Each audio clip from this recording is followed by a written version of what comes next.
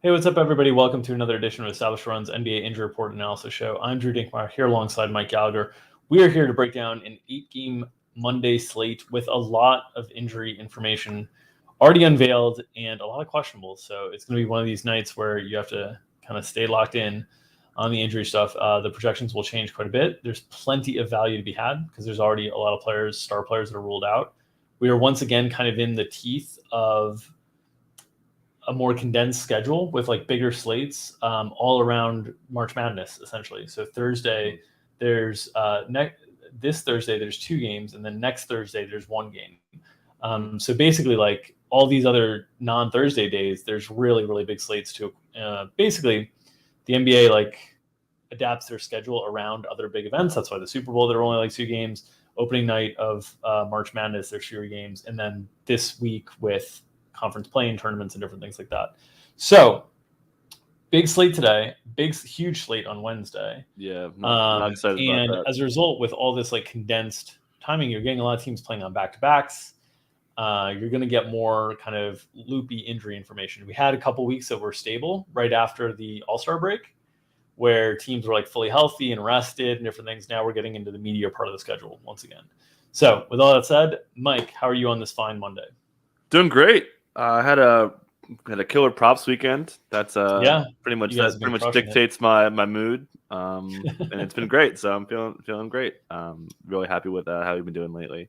Yeah, we've added a weekly option to the props package. If you are interested, I know there's a lot of people who will message me or slide into my DMs and whatnot and ask, like, is there a reduced rate for the props package?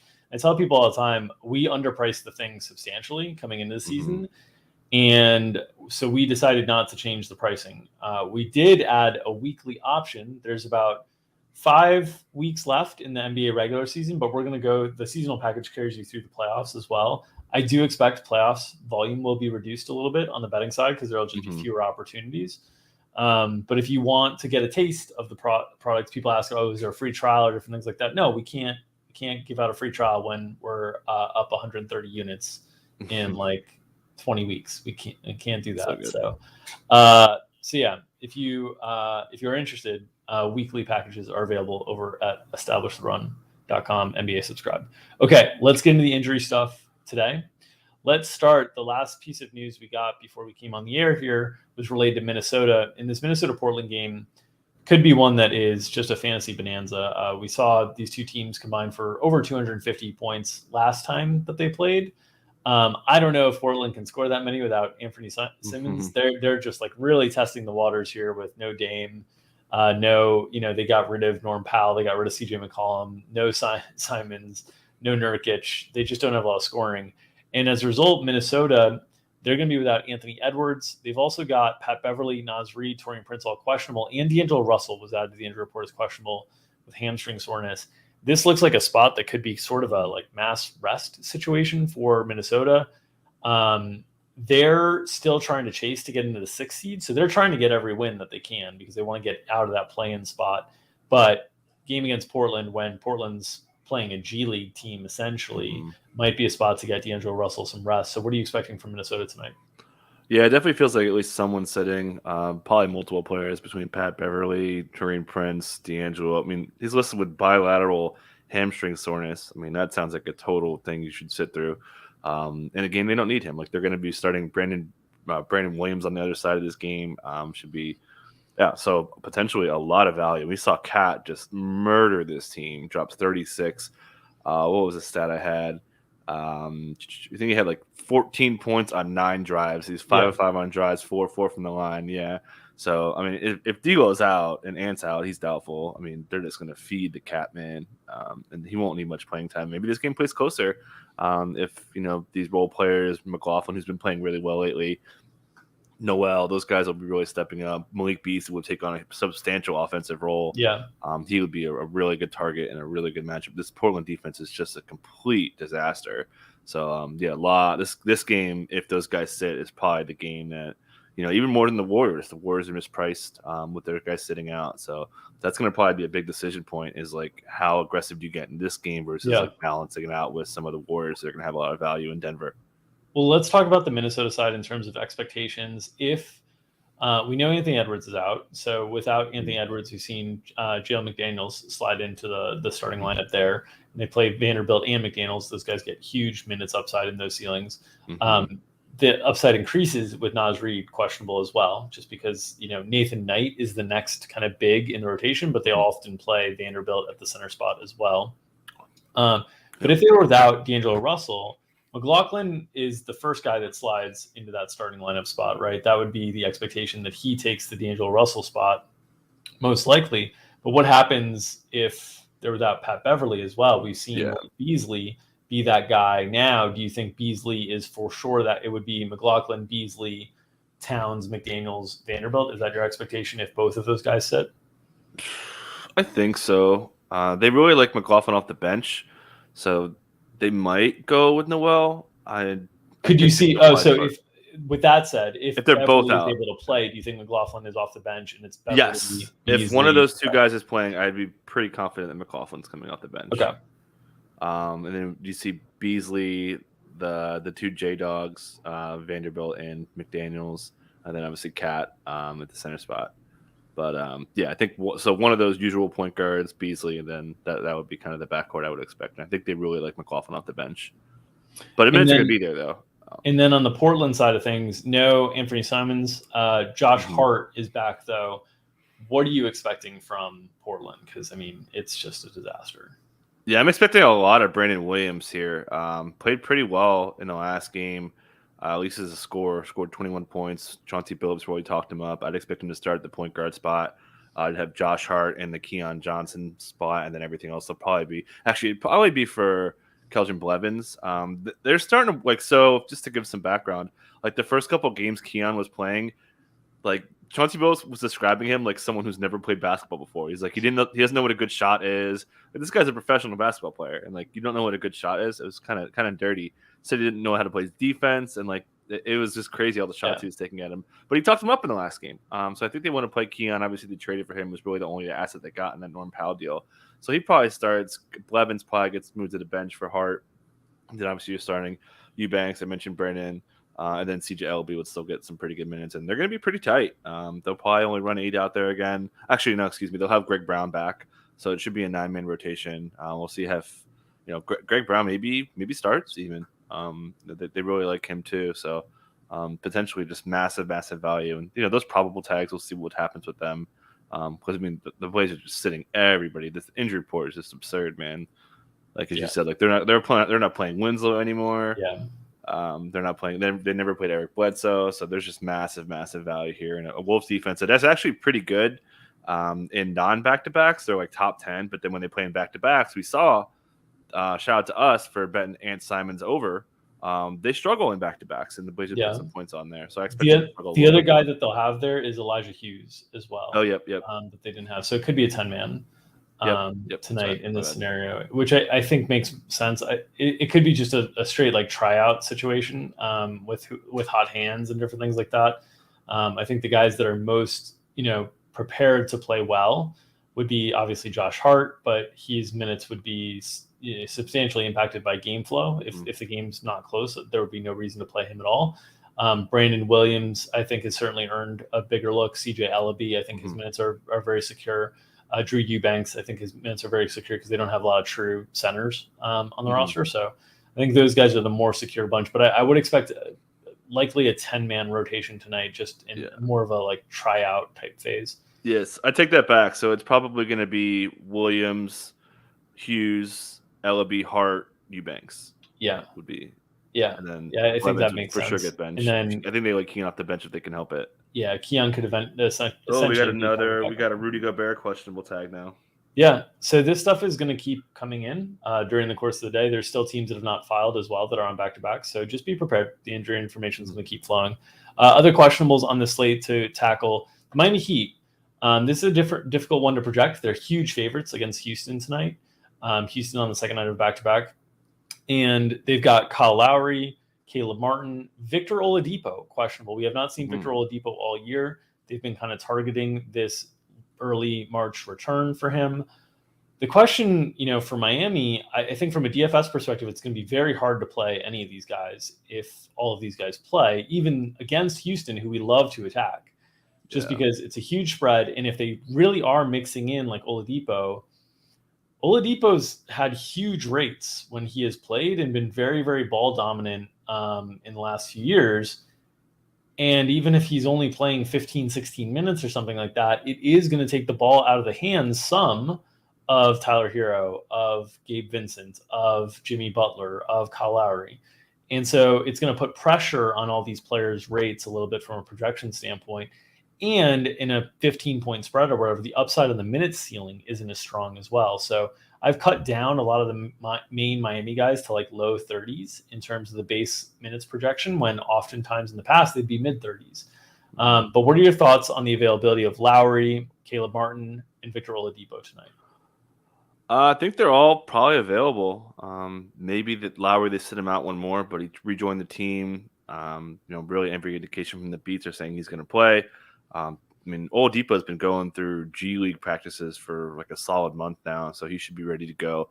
Definitely have a minutes cap, not just because he probably should have a cap, but just because there's not enough minutes for him. Yeah, this Miami rotation is really, really good. So, but yeah, as you said, does this affect? I think this would affect obviously Max Strus is probably a lock to not play tonight. I wouldn't say lock to not play, but he did. I mean, because the game could get out of hand and he could get in that situation. But he was DNP coach's decision and played 7 minutes in the last 2 games. Lowry was available. So, well, I mean, you're not taking so if Lowry plays, you're moving Gabe Vincent to the bench. You're not taking Gabe Vincent out of the rotation.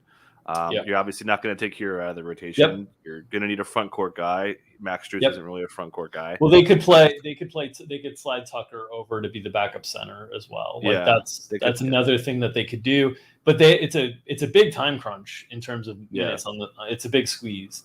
I think everybody takes a hit here. Gabe Vincent, Duncan Robinson, Max Strus. I think Max Strus is the most likely to get cut out of the rotation entirely. Yep. I think the guy who would be next most likely to get cut out of the rotation entirely is Caleb Martin, but I don't think they're going to cut him out of the rotation. No. Yeah. So he's definitely seems because again he's like Strus competes with he's like almost like a handcuff. Like if Duncan Robinson or Jimmy Butler's out, you'll see his minutes really spike. But when those guys are out there, they don't really lean into him too much. Yeah. All right. Other injury information to keep an eye on. Nikola Vucevic for the Bulls is questionable tonight, and it's in a matchup against Joel Embiid and the Philadelphia 76ers that you really do need size. So we'll see if Vuce is able to go. Luckily, I guess, for the Bulls, they picked up Tristan Thompson over the last few weeks, so they do have a little bit of added depth on the size front of things. But look, it's going to be a really, really tough matchup, and they've been ceding fantasy points to opposing centers. So this is a really, really good spot for Joel Embiid. Do you expect Vucevic to be able to go tonight? Probably not. Didn't practice. Hammy issue. That's usually one you want to be careful with. Doesn't sound like too damning like the usual hammy stuff that we see, but it sounds like he's got a pretty good shot to sit this one out. Tristan Thompson's going to have to play a ton here. We'll probably see Tony Bradley reintroduced. And if he does play, they want to play big. After the game, we saw them start big. Shout out to me saying that Javonte would get benched. He still didn't hit the unders, though. But, I think that Tristan Thompson would play a really, really big amount of minutes. Billy Donovan loves him for kind of anchoring their defense in kind of a classic way. So, yeah, he would be looking at really, really big playing time if Vuce can't play. Obviously, DeMar, higher usage. Levine, going to probably see Matisse Thybulle. So it could be a really big DeMar spot. And I think Ayo isn't really a beneficiary because he and Vuce have a really good 2-man game going. So losing that chemistry, I feel like, is a bigger negative or equal negative than gaining the extra usage that Vuce would give him by not being on the court. Do you think if Vuce is healthy, they're starting Vuce and Thompson together? I would think this would require Javonte Green or Derek Jones Jr. to start up against Tobias Harris would be my guess. Yeah, that was purely a Giannis thing. Yeah. We kind of saw that coming when they started Cook kind of out of the blue when they played the Bucks the last time. So it's clearly Giannis-driven matchup the last time. But they do want to play it, though. We saw them play it late in the game against the Hawks. So I think we're going to see it here and there. But it's a squeeze, man. DeMar doesn't really shoot the three. Ayo's still kind of just like an okay shooter. So you're really asking some really poor spacing out there for a guy that really needs space in DeMar. So definitely can't work on a large scale if the matchups, not – and they're not too big. Obviously Embiid's a monster, but besides him, there's not a lot of size in the rotation. Yeah. Other injury information, other injury statuses to keep track of. Kevin Huerter is questionable for Atlanta. Thankfully for Atlanta, that's really the only thing on their injury report. They've had, Trae Young at times. John Collins has missed time over the last week. The question for me is John Collins in terms of, like, obviously, Herter, if he doesn't play, it increases the opportunity for Bogdan Bogdanovic quite a bit. It possibly increases the opportunity. It like flows through to DeLon Wright and Lou Williams and those guys a little bit as well. But really, like, they're going to want to play. You can't play Lou Williams and Trae together for very long stints at all. So you're kind of limited there. So it ends up basically just funneling into Bogdanovic playing a ton, DeAndre Hunter playing a ton, and then Gallinari, which, they started Gallinari and Collins last game back. Do you expect that to be the case tonight? Is there a minutes cap on John Collins? What's the deal with John Collins and the Hawks? Yeah, so they've been off for a couple of days, right? We saw them play on Friday, so they've been off. So you'd think that those 2 days really helped John Collins getting 25 minutes in his return. I thought was pretty encouraging. So yeah, I think he'll be, not like no cap, but probably like, a 32 cap, something like that, especially if Herter can't play. Herter did suffer the injury in the last game. So we'll see. It's called shoulder soreness, not a back-to-back. So probably going to be game time. We'll see. As you alluded to, Bogdan will definitely benefit most. See a little bit more of the DeLon stuff. You pretty much nailed it. But, maybe they don't really play Gallo as a 3 anymore. They were pretty much run as a 4-5. But we saw DeAndre Hunter kind of really break out in the last game, which they would need. And if Herter doesn't play, we could see when Bogdan or Herter don't play, sometimes we see some crazy minutes out of Hunter in a matchup that's pretty good. He'll have to guard Jamie Grant, a little bit. It'll probably mostly be John Collins, but he'll probably guard Cade a little bit too. So, yeah, really interesting if Herter doesn't play to open up some wing value in a matchup that's pretty good. On the other side of that game, Hamidou Diallo is questionable for Detroit. What do you think if he were to miss, how that impacts things for the Pistons? Yeah, pretty minimal impact. We actually saw they would just run Marvin Bagley as a straight 4-man. He would have all the non-grants, maybe a little bit more of the center stuff because he was playing pretty well in the last one. And then, Rodney McGruder was kind of just called upon. So it wouldn't really have a big effect, honestly. So, yeah, there's not much to it, honestly, besides that. Remiss in missing this before, but on the other side of the Heat game, the Rockets do have plenty of injury situations to kind of tackle there. Eric Gordon is out. Dennis Schroeder is back listed as questionable on the injury report. We've seen Jalen Green take a really nice step forward kind of in the absence of Schroeder of late. If Dennis Schroeder is available, and these late day upgrades to questionable usually are a good sign that the player can kind of come back. How do you think it impacts things for Houston, who's been willing to play kind of tighter rotations of late in the absence of Schroeder? I don't know why you would play him, honestly. The ankle injury didn't look that bad. He was able to play through it at first. So I think they're honestly just like kind of keeping him out. But we'll see. Kevin Porter Jr. played awesome last night. Green was great. Big upset over the Grizzlies last night. Josh Christopher's been earning minutes. So, we'll see. Obviously, if Schroeder does play, then you're taking off a lot of upside there because you won't see those upper 30s. You'll see like 31s, maybe 30, something along those lines. And then also we know that Eric Gordon's missing would almost certainly put Garrison Matthews in the starting lineup to draw the Jimmy Butler assignment, which could mean Jimmy Butler kind of goes ham here. And then we'll probably see a little bit more, given Miami's size. We'll see more of that Şengün minutes as they'll play, a little bit smaller at the 3, bigger at the 4. And we saw a little bit of, KJ Martin's minutes got cut pretty hard in the last game. That was a somewhat mild surprise after he was kind of playing well going into the weekend. And on the Garrison Matthews thing with Eric Gordon, if Schroeder played, you would assume Schroeder just slides in for Gordon, not Matthews, or do you think Matthews slides in? No, I think they look Schroeder off the bench. I don't think they want to have all that ball handling. I think they want to have him in the second unit and kind of keep Green and keep EJ as like their main. I think that you don't want to disrupt the chemistry with bringing Schroeder in there. So I feel pretty confident he'd be coming off the bench. Okay, cool. Other injury notes: LeBron is questionable again for like the 15th straight game. He scored 56 over the weekend, so I assume he's playing and he's just fine, healthy, and dandy. So they're playing the Spurs. The Spurs are really banged up as well. I don't want to go too much through the LeBron situation just because we kind of know it, right? Like if LeBron sits, Malik Monk, Russell Westbrook, they improve dramatically. They couldn't play the small ball lineups that they've been reliant on with LeBron at center. They couldn't really do that much. So guys like Dwight Howard and stuff would have to play more. But on the San Antonio side of the equation, they've got Lonnie Walker and Devin Vassell and Keita Bates-Diop all doubtful. So it's a spot where there's a lot of open minutes now for San Antonio. How do you think they respond in this matchup against the Lakers? Yeah, I think Primo is getting a start here. After the last game, Popovich really talked him up, saying he's earned more opportunity to play. So I think Primo gets a start in that 2-guard spot. Obviously, you're starting DeJounte, who is available now, Pearl at the 5, then usual Keldon and McDermott, but not having KBD, not having Lonnie Walker, not having Vassell. I mean, we could see a lot of minutes after. I mean, Keldon was just fantastic in this game. 33 points from him in the Hornets matchup. He's going to have to probably guard LeBron a lot. So certainly some foul risk and certainly some downside there. But the ceiling just is really, really high and a really good matchup. We know the Lakers are really vulnerable around the basket and on three-pointers. They're just a terrible defense.